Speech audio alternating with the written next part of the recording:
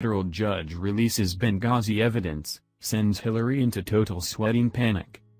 It appears that it's time for Hillary Clinton to come to heel.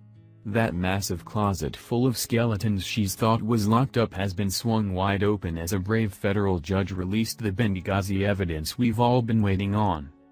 Hillary may have thought she was above the law, but these heroes she ignored who died fighting because of her negligence deserve justice. Fox News reports. In a combative exchange at a hearing Friday in Washington, D.C., a federal judge unabashedly accused career State Department officials of lying and signing clearly false affidavits to derail a series of lawsuits seeking information about former Secretary of State Hillary Clinton's private email server and her handling of the 2012 terrorist attack on the U.S. consulate in Benghazi, Libya.U.S. District Court Judge Royce Lamberth also said he was shocked and dumbfounded when he learned that FBI had granted immunity to former Clinton Chief of Staff Cheryl Mills during its investigation into the use of Clinton's server, according to a court transcript of his remarks. "I had myself found that Cheryl Mills had committed perjury and lied under oath in a published opinion I had issued in a Judicial Watch case where I found her unworthy of belief, and I was quite shocked to find out she had been given immunity by the Justice Department in the Hillary Clinton email case," Lamberth said during the hearing. The Department of Justice's Inspector General, IG, Michael Horowitz, noted in a bombshell report in June that it was inconsistent with typical investigative strategy for the FBI to allow Mills to sit in during the agency's interview of Clinton during the email probe, given that classified information traveled through Mills' personal email account. Here are serious potential ramifications when one witness attends another witness interview, the IG wrote. Lamberth, who was appointed to the bench by President Ronald Reagan, said he did not know Mills had been granted immunity until he read the IG report and learned that she had accompanied Clinton to her interview.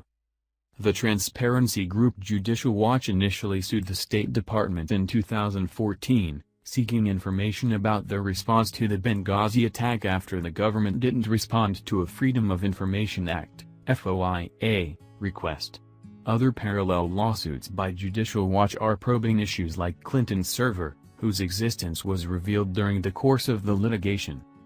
The State Department had immediately moved to dismiss Judicial Watch's first lawsuit on a motion for summary judgment, saying in an affidavit that it had conducted a search of all potentially relevant emails in its possession and provided them. The affidavit noted that some more documents and emails could be forthcoming. But Lamberth denied the request to dismiss the lawsuit at the time, and on Friday, he said he was happy he did, charging that State Department officials had intentionally misled him because other key documents, including those on Clinton's email server, had not in fact been produced.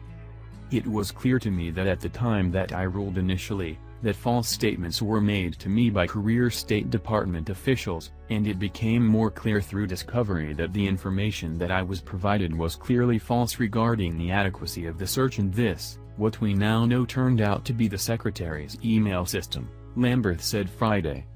He continued, "I don't know the details of what kind of IG inquiry there was into why these career officials at the State Department would have filed false affidavits with me.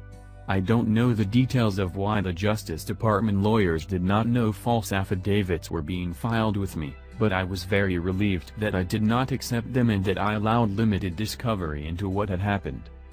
During a tense exchange with Justice Department lawyer Robert Prince, Lamberth pressed the issue, accusing Prince of using doublespeak and playing the same word games Clinton played.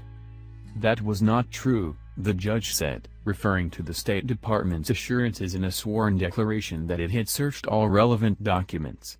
"It was a lie." But Prince pushed back sharply, saying he took the judge's accusations extremely seriously. "It might be that our search could be found to be inadequate, but that declaration was absolutely true," he said. Now, it's been made clear in rulings by various courts that, basically, the courts are going to expect us to search items that come in afterward in this instance, and that's understandable, but at the time, that was not at all clear, you know? Prince continued. "I understand if Your Honor thinks